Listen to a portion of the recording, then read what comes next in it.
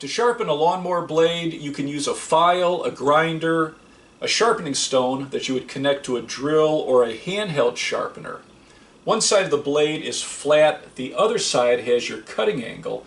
If you're using a file or a grinder, you want to follow the manufacturer's bevel. For most lawnmower blades, that's going to be a 30 to 35 degree angle, although some will have a 40 to 45 degree angle. If you're using a grinding stone for a lawnmower blade, one side is flat, the other side has the angle already preset. And for a handheld sharpener, you're going to have one side that's flat and one side that has your bevel. Clean off your blade first with a wire brush, and then you want to spend the same amount of time or the same amount of strokes on each side. If you're using a sharpening stone like this that you connect to a drill, you want to use the same speed across the blade for each side. If you're using a handheld sharpener, you want to use the same amount of strokes. With a sharpener like this, you would use moderate downward pressure.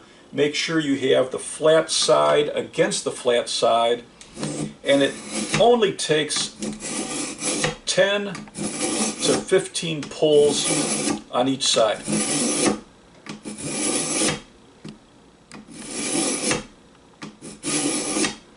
When you're done sharpening the blade, use a lawnmower balancer to make sure the blade is balanced.